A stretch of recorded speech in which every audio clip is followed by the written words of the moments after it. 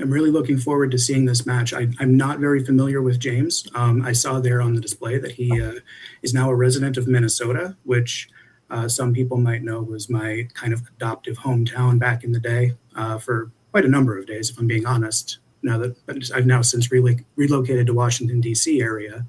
I'm really interested to see how he plays because I know the strength of the Minnesota tournament and club scene, and you can pick up so much there in strategy and words, and I'm excited to see what he comes up with here.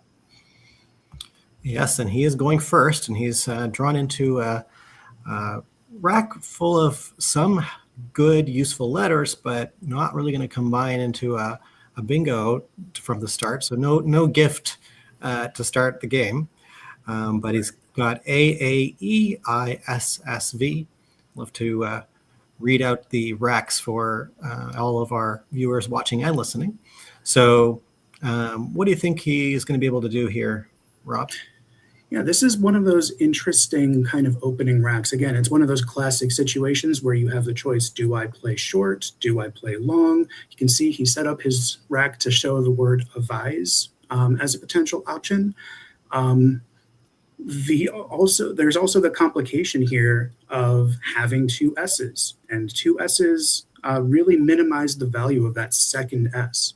So if you're playing short here, you're retaining the two S's, which sounds great, but can be a challenge.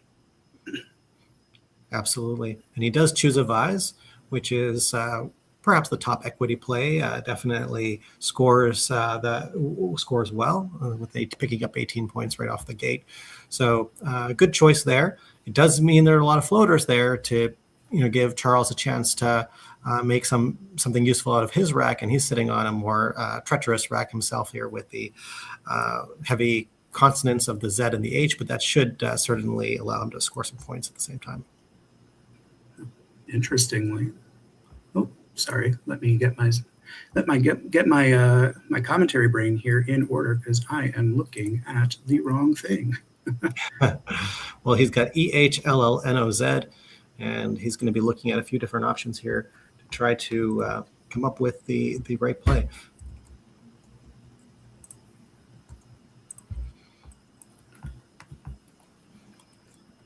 One of the possibilities is definitely to try to overlap a few letters. And when you can do that with a Z or a Z, as we say, in north south of the border, you can pick up a pretty good score that way. He's looking at, looks like he's considering a play here.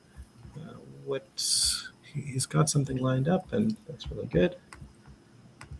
Oh, that's interesting. I think Charles may be confusing the spelling of the six-letter word Lozelle with a third L in there. Yes, but appears to be drawing, so it looks like he's no worse for wear. In fact, the one of the top plays recommended by the engine is Lozen, Lozen. So in a way, he's kind of getting his the same effect, but keeping the stronger N tile instead of the L. So this might be a good break for Charles in this case. Yeah, it could certainly be a bit of a combination of those two words there, which is so easy to do. Absolutely, and it's also tough as a lower-rated player in general to challenge your opponent when a word is unusual to you. So this might not have raised a flag, especially with those 5-letter words. There being so many, and then sometimes they look so similar. So no harm, no foul. And it's back to James, who's drawn into some more vowels. He's got the big X tile, so he's hopefully going to be able to do something. But this will be really interesting if he tries to pluralize Lozelle. Yeah, and it makes you, it does make you wonder. I see a comment in the chat about high-rated privilege prevailing once again, where it's so hard when you're playing a really strong player to just even kind of entertain the thought that they might be, mistaken in their word knowledge. So if the opportunity does come up and an S does hit the board pluralizing Lozelle, especially if Charles is the one faced with the choice, will he challenge? That is a big question, and now he's been able to draw some reasonably good letters for Charles here. So this is going to be a question of what now? You can see Charles has drawn the rack Heareinpt. I can talk, I swear. Just really powerful rack here in Collins. It does have a Collins only 7-letter word. If the chat, I think the chat has already chatted it out, but let's see where he ends up. Okay. Yeah, I was going to mention earlier that Abbasi does take that front P hook, which allows Charles to put down Penthea, that 7-letter word, for a high number of points here. Looks like his highest scoring option available. That's fantastic. Yes, it's picking up 87 points. He noticed the great hook of the P on Abbasi, so that's always demonstrating really good vision, although he did have other places to play it. The second best bingo was through the A, so but he's definitely found the right one. And if you want to work, if our fans in the chat want to work on what was that 8-letter word through the A, I'm sure somebody's already called it out. Yeah, I do see a non-bingo option that was called out by Ben Schonbrunn, which, well, I suppose would have been blocked by Kai there. So I'm looking at the chat a little bit delayed here. But prior to XI coming down, Hepatize looked like an appetizing non-bingo play available to Charles as well. That would have been pretty cool. But now it's back to Jim, who's got a couple of Fs. F as a tile on its own can be a little troublesome, but double Fs have a good synergy together and are often good for scoring some points. What do you think he's going to do now? Yeah, this is an interesting one.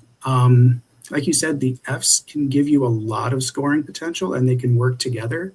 But now having a bingo hit the board already, kind of one of the first impulses you have as a player is to get your own bingo back in response. So I wouldn't be surprised if Jim's initial instincts here are to try to shed the worst of the tiles for doing so, which would be the UFF combo there. And he does have a nice place to get rid of it. He has Huff from the H in Penthea, and I see he's placing Vif on the board, which is kind of a similar instinct there. That's right. There was a 50-point play available. It's a pretty tough one, but it was a 6-letter word to the triple in the middle right triple. He had option of Affies, Affies, but If will still clean up his rack pretty well. And we quickly see a reply from Charles of Korma. You go to a restaurant with some Indo-Pakistani food.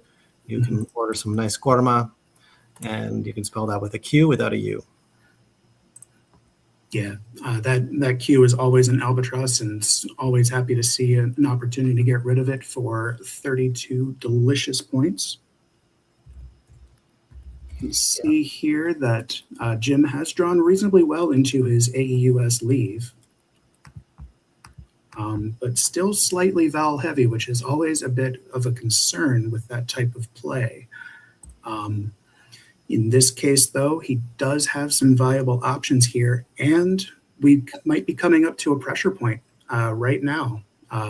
As we were talking about that play of Lozelle earlier on, you can see that there is a risk.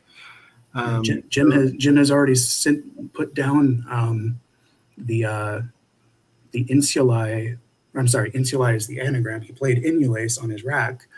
But that insulae, if he knows the anagram, looks really appetizing, as does the L, which makes it a valid word. So there's a lot of really interesting kind of interplay going on this turn. Yeah, this is pretty interesting because if he thinks that the S hook is good on Lozelle and tries to go for a double-double, oh, okay, he's not doing that, which is... Oh, he's still. Oh, he is. He's That is going for what the he S was hook. looking in S. Okay. So there you go. Now, if Charles realized that he had made a mistake earlier, then he might catch this, or if he had any doubt about it. But Doesn't seem like there's a hold in play. So all right. it looks like Charles may have actually just synthesized a new word from the 6 lows L and the 5 lows N. Well, in a way that makes it nice and even. The Yeah, mistake for sure. didn't penalize either player too much, so that's in a way kind of comforting.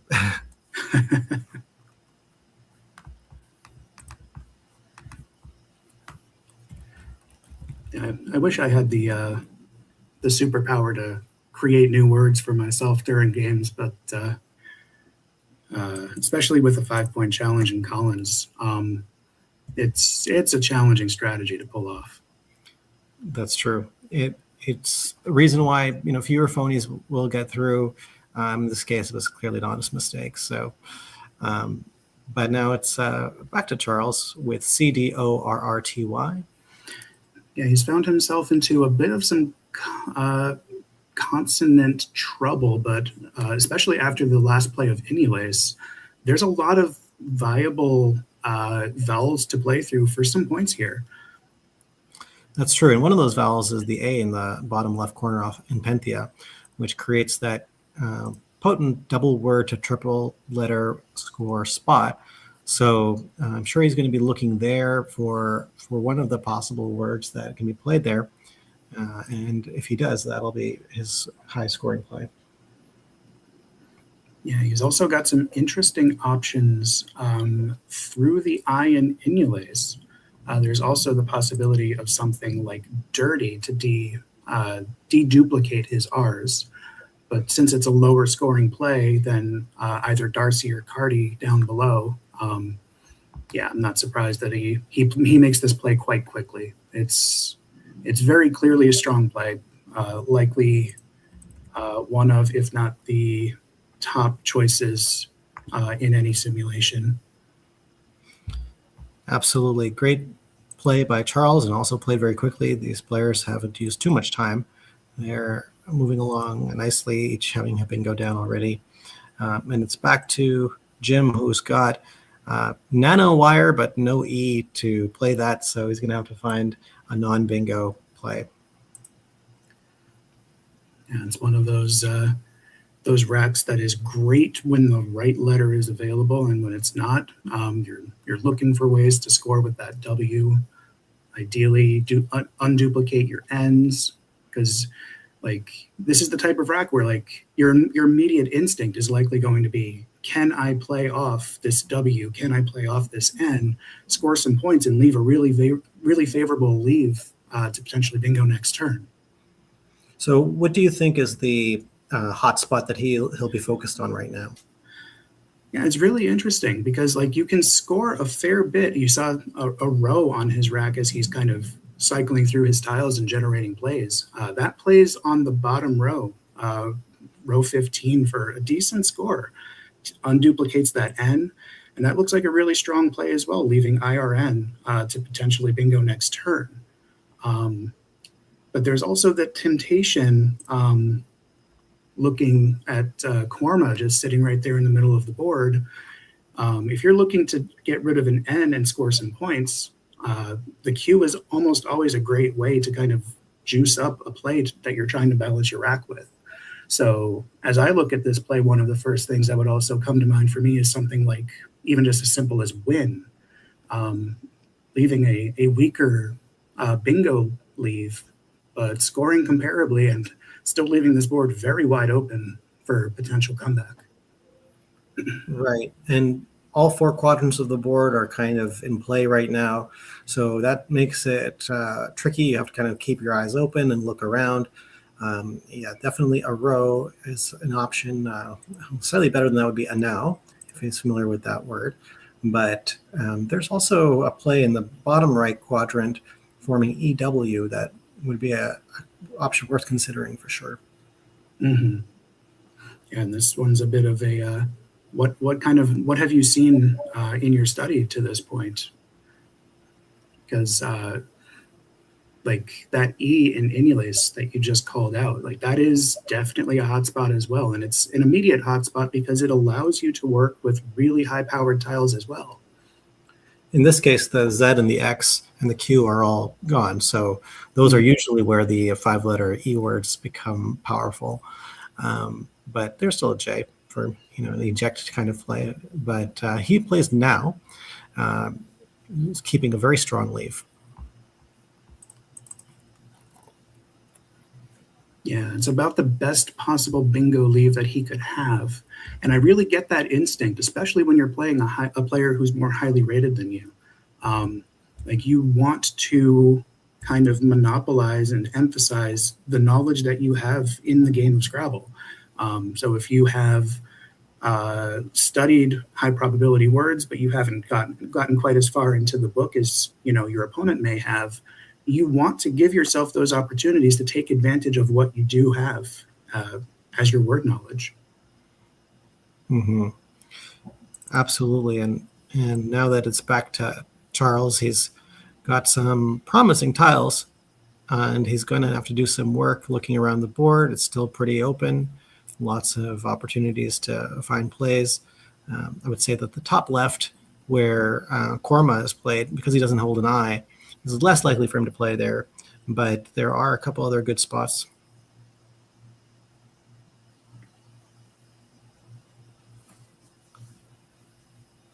Yeah. In Charles's position myself, kind of my first thought process is to look at that eye that you mentioned in Inulase. Can you come across for the triple letter double word, or can you play down from it? Something like Bog might actually be a really, really powerful play there, allowing you to retain about the best possible 4-tile leave in ERST. Well, he chooses Bigot, B-I-G-O-T, which scores well and definitely sets up the lane for the S. So a clever play, perhaps an aggressive play, but one that might serve Charles well. Yeah, it does give a little bit more of a challenge for Jim to play down column N with a bunch of overlaps. That O, it creates a hotspot with the double word score, but it also does just kind of get in the way of 4 or 5-letter plays that might come down, or even bingos that you might slot.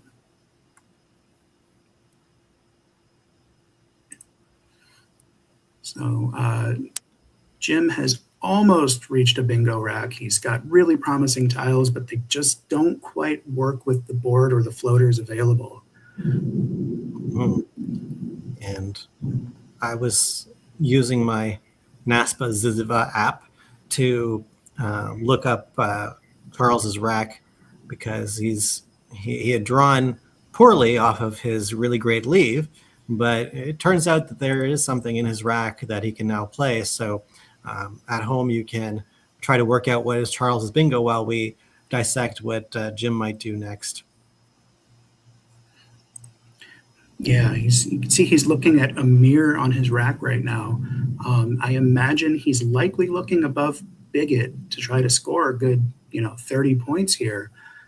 What might be a little bit better would be getting rid of an extra vowel there with something like Amia. But this is still a strong play here. It's one of the highest scoring plays available on the board to him, and gives in this case a bit of some defense here, not only blocking the S hook, but complicating Charles's turn quite a bit. Yeah, for Charles, he must have been internally cringing as he saw his T get blocked for tuberous, which would have been a way to clean up his rack. Although the choice to keep the R, play the R instead of the A, I think is not too bad for Jim, given that the pool is a little bit consonant heavy. And we've hit a bit of a word knowledge check here, a bit of a checkpoint here in this game. Tuberous, as you mentioned, was just blocked, but as it turns out, and it has been called out in the chat, tuberous is actually a front hook for Uberus, which does play for quite a bit of points on this board. And here it comes. Nicely spotted and nicely played by Charles. Wow, that's so impressive. Yeah. Rack with 2 U's. Normally when you keep a balanced leave and you pull a couple U's out of the bag, you think, oh no, everything that I worked for destroyed in one pull. But no, those Uberist drivers out there are going to be. And there's not a lot of racks that you can have where drawing BOUU is not so bad. And he just so happened to have one with that ERS leave. We can see here Jim has found the game's first blank, and he's facing a bit of a deficit where he's really going to want to, get that bingo down as soon as he can. It does not look as though he has one immediately available on this turn. Yeah, it looks like he's considering Ya, which forms. We'll play in more than one place, but probably looking at the F for FY for a strong score. The only thing to be a little weary of is the fact that there are 6 unseen E's to him. So he may wish to add another letter to make his balance a little bit stronger. Yeah, that is definitely a good part of the consideration for this turn. One advantage with that blank in hand is that you do have a lot more flexibility with leaves that you otherwise might not want to risk. It looks as though Jim is giving quite a bit of thought here to possibly Ayin alongside of Korma. But he also, if he really wants to maximize his bingo chances, he's got multiple spots, like you said, for YA. There's alongside of Vith forming Phi and Fa. And also underneath Bigot and Amir, Moy takes quite a bit of scoring, or it gives quite a bit of scoring, and also gives him the opportunity to create a new line down the AAA. That's right.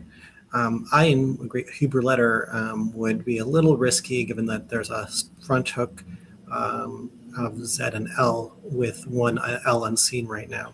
So I think he's made a sound choice with Ya, which, as he said, has opened up a lane here.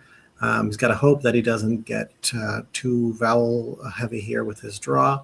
Otherwise, he would be in a strong position to play opponent bingo himself. And it's back to Charles. Yeah, this does sim really strongly in a computer engine here. Again, you've got the challenges of a vowel heavy leave, but the blank forgives many, many, many difficulties.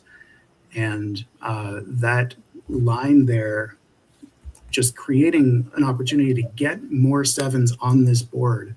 I really like that instinct from Jim. That's a strong kind of consideration here, is just to make sure that, I've got the blank, but I don't have a bingo. I'm making sure you can't stop me next turn.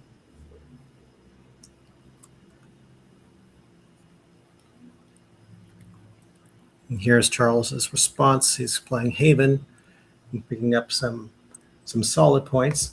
There was actually a more outstanding play that he in the bottom right, forming KO and getting to that double word score. So that's a little bit of a miss for Charles, but it might make work for Jim in playing his bingo a little harder. Yeah, I wonder here if part of Charles' thought process here was, Jim just set up a new line. He just fished off 2 tiles. He's probably on a really, really strong rack here. And I have to respect that. So Haven, what that does, it complicates the new 7 line that he created. It complicates the overlaps alongside of Now, and it blocks what could be a really potentially high-scoring bingo right where he played, if you can get a high-scoring tile next to that E and come down to the S in Uberus. But like you said, Knave just scores so much. He left 25 points on the table here on his rack, for lack of better term. So I'm wondering if he really just judged the possibility of an S or a blank on Jim's rack to be so high that he didn't want to create that triple line opening. it's a possibility. But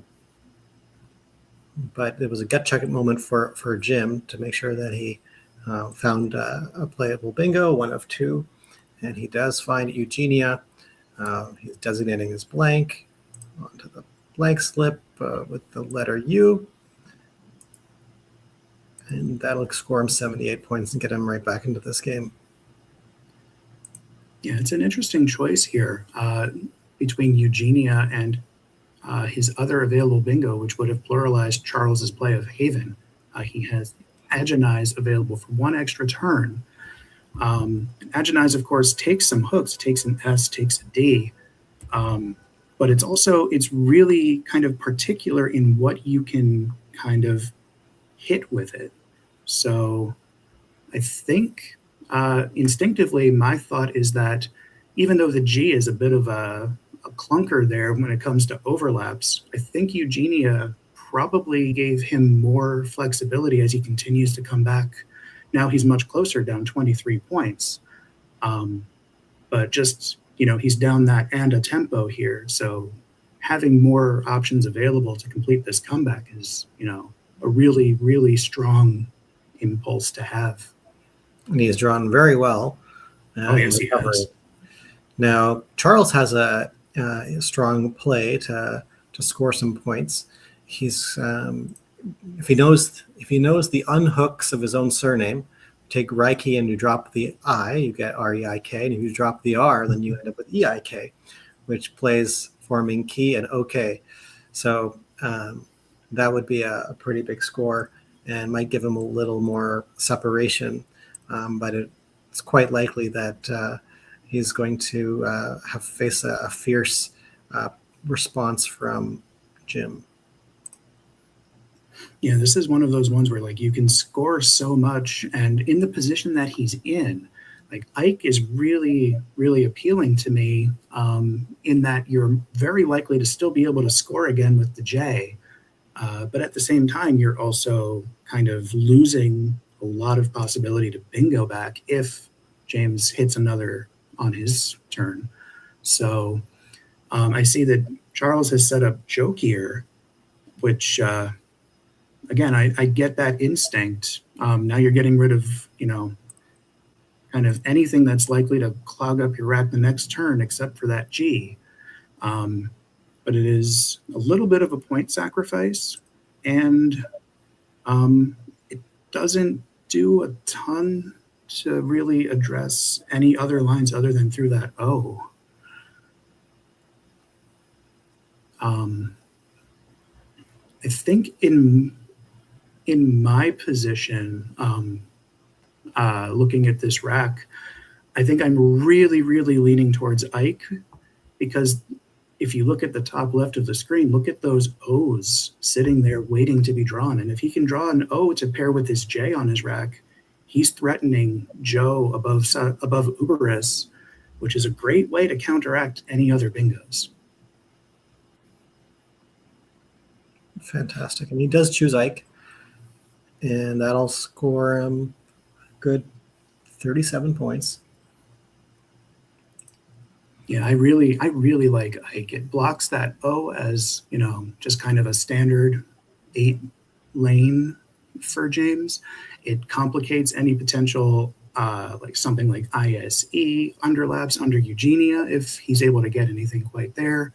It scores enough, and again, from Charles's perspective, it's threatening that J-O bomb if he can draw it. That's right. And it turns out Jim is not left with any playable bingos.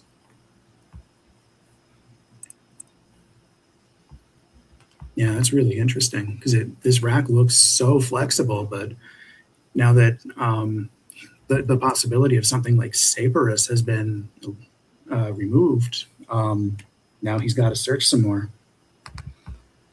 Yeah, so if you're in Jim's shoes now, you've got this rack that looks bingo prone, and you've got, an S hook available and an N in play. What's running through your mind? How much time do you spend hunting for a bingo? Yeah, especially as you're starting to run down on time. This is one where I should be careful in the type of advice that I give because I'm so bad at taking my own advice in situations like this. Um, I think from Jim's perspective, holding the blank in hand, um, I really just want to make sure that I don't need the bingo simply to get caught up and then have to deal with however much Charles scores. So in this case, I'm also looking at the tile pool and seeing that that J is still out there as a potential danger lurking in the pool. So I think I've seen it called out in chat by Matthew O'Connor. I kind of really like the idea of playing pours here. You're creating a nice, easy lane to the S that Charles doesn't necessarily have wonderful ways to deal with.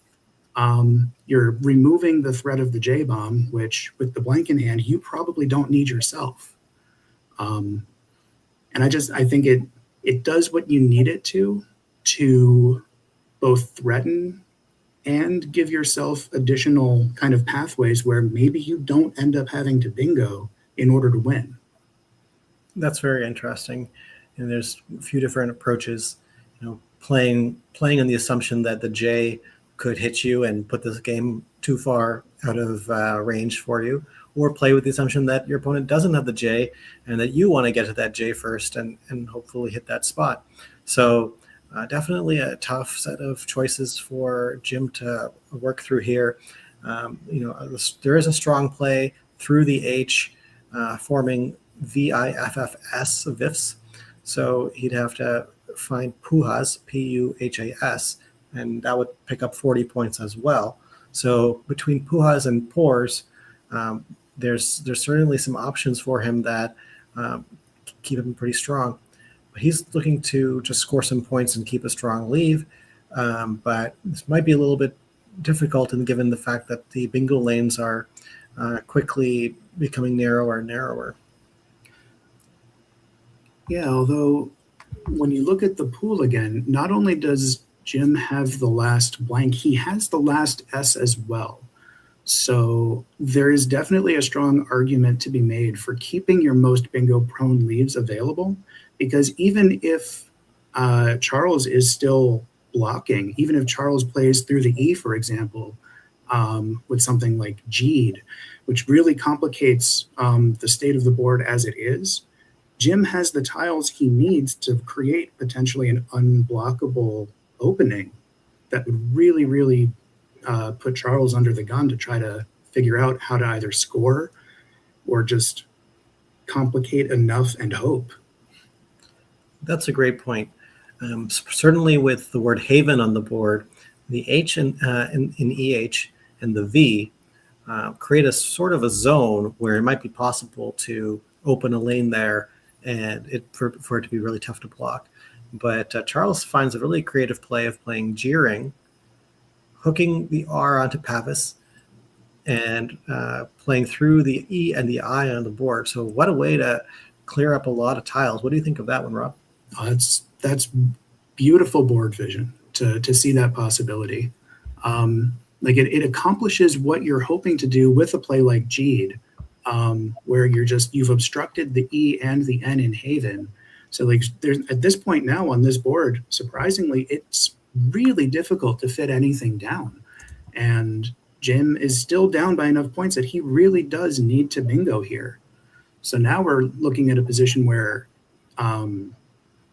Jim is most likely going to have to find something maybe alongside of Penthea, or maybe fishing a letter off of onto the right of Haven or Now, to just find a way to get some threats on the board, because he's going to need more than just a 30, 40, 50 point play to be able to win. Not to keep talking, but jeering is significantly favored by the computer engine right now. It's a wonderful play. I'm very impressed. So, yeah, it certainly was an amazing play, seeing that R hook onto Pavis. To keep aware of that and then find a way to get through a constant heavy rack.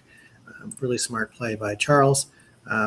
Jim plays cat, which does open the T line to the triple, and scores him a few points to kind of stay in range. That may be a really critical thing at this point in the game too. It's not just about hitting a bingo. It's about being close enough that Charles can't somehow outrun him. Yeah, for sure. So Jim's play cat does create, a new bingo threat down column O, but it is one that Charles has the ability to at least complicate. But with 3 tiles left in the bag, his, the ways that you would want to deal with this kind of a position is like score some points, reach down to the triple. Those aren't really viable options for Charles at this point. So he's probably going to have to use quite a bit of his remaining clock to really come up with a strategy here to kind of withstand this gambit charge of Jim's. That's true. His ability to play to the triple word score is there. I mean, he's sitting on a 7-letter word that doesn't play toodled, and he could play that as with 6 tiles if he wanted to, but of course he wouldn't want to empty the bag and leave a bingo lane open. So he has to find a way to perhaps obstruct or make more difficult a bingo, or make it so that he could respond to a bingo with one of his own. And that's going to be part of the calculus here for Charles at this point, to try to make sure that with the unseen pool being so strong for Jim, that he's not in a position to just get a bingo and then not have one of his own. So Charles is really going to have to take some time on this one. Yeah, this one's tough. It's looking at that unseen pool there, like you're basically looking at tawdriest plus a blank. Those are really pretty nice tiles here, and even the one that's in the pool that's a bit of a clunker, that W, actually works quite well with the T that was set up there in cat, and it can score quite a bit there as well.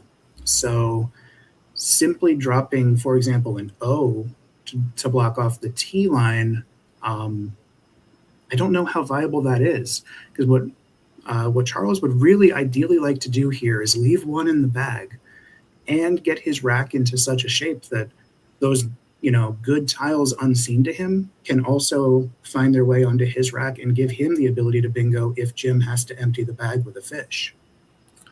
That's right. There is an option of playing DO in the B lane, forming DE and ON.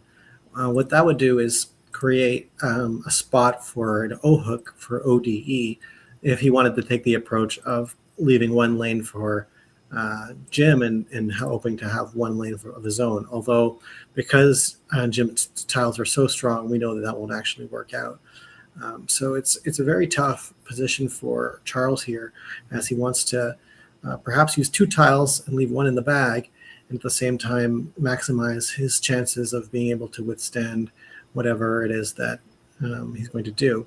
And now he's putting Todd down, and that will obstruct but not stop a bingo from Jim. So now, with one in the bag, if Jim is able to play a bingo, and this seems like it might be difficult for Charles to have the answer. Yeah, this is a case where Charles, I imagine part of his thought process here is that, I might be giving up a bingo here. I'm leaving one in the bag. But if you bingo, you're not getting a lot out of me. And anything that you play is going to have to open something on that triple line where I might be able to come down with a score, especially if I draw the W, like, as it turns out, Charles just did. That's right. And with under 4 minutes on his clock, Jim only has to decide what to play, but he's looking at the unseen pool, maybe double checking some tracking to see which spelling and which word is going to create the least opportunity for Charles, or consider foregoing the bingo to create 2 unstoppable bingos. That might be another approach that he could consider. Yeah, this is interesting. We can see that Jim has decided with not a whole lot of time left on his rack and potentially wanting to save some time in the end game just in case it's needed. He's pretty quickly selecting a bingo here, editors. Um, what was really challenging from his perspective on that turn, if looking at that unseen pool, is you can see there were bingos available to Charles. He potentially could have had Toadlet, he could have had Wattled. So that drastically complicates Jim's ability to fish one tile alongside of Penthea to potentially have two bingo lanes available. With the blank in hand, he's very likely, if not, close to certain to being able to bingo no matter what he draws. But if Charles has a good enough rack, it might not matter because Charles might get that bingo out himself. Right. Well, he made the choice to play editors. And what does that mean for the comeback play? Yeah, it looks as though looking at the end game here on the computer engine, editors does have looks like roughly a 3 and 8, or not even roughly, it wins 3 of 8 end games here. The question. Right. Sorry, I didn't mean to cut you off there, Shan. Not at all. I was just saying that even though Charles can score some points, it makes it really close because he takes the lead, but then he has to hope that Jim can't score enough with the T. So it's a math game. It's double checking all the spots for that last T. Where does it play? And that's going to be the deciding factor in this game. Yeah, and you also have to think to yourself, and I would be surprised if Charles at some point does not, confirm the score here with James, because this is going to be such a close end game. Or from what he's looking at here, he has points available, but like you said, are they enough? Let me double check. I imagine at some points during the last few turns, he may have been recounting scores on the board as well, just to ensure that there hadn't been any significant errors. That's right. And given that there are 41-point plays available for Charles, if he finds one of those, he should be able to withstand the push by Jim here.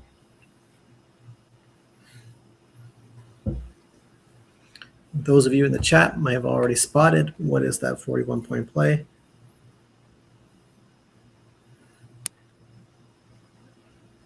Yeah, Charles has a choice of 2 of them, it looks like, in 2 different spots alongside of editors. So that kind of that instinct for allowing a low-scoring bingo and kind of banking his hopes on drawing the W to have enough points that he can score to withstand, the 60-ish point play. It looks like that paid off for Charles here. Yeah. Oh, he's playing a Wito, which is one of the big scores. Mm-hmm. And the other one, as has been called out in chat, was Owled, which is a bit of a strange one. You need to know that Owled is a valid word, and the potentially more common Owlet there actually leads to a tie. Yeah, that's a very interesting scenario because you have to have the confidence and good for Charles to see a Wito and be able to pick up these points. He's double checking his math. He's double checking that this T doesn't play anywhere else for more points. And then when I think he completes that work, then he'll be able to commit his play. Or he's already committed the play, actually. So he's seen it and is confident, and he's Charles looking at the board with some intensity. So I think that he's still wanting to make sure that he made the right decision. But for Jim, he'll come up a little bit short here after he finds his outplay.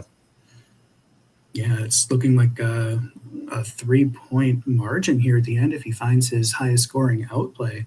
And ironically here, if only he had one more tile to draw and could have drawn an A, for example, maybe Act and Tuberous would actually be enough to win as an outplay. But as kind of the saying goes, if my aunt had wheels, she'd be a bicycle. It is one of the things that goes through your mind. Only if only. But he plays his high scoring outplay for 6. He picks up 6 top points from leftovers that Charles held, and it becomes a very slim margin. What a game. I'm really looking forward to hearing what they have to say.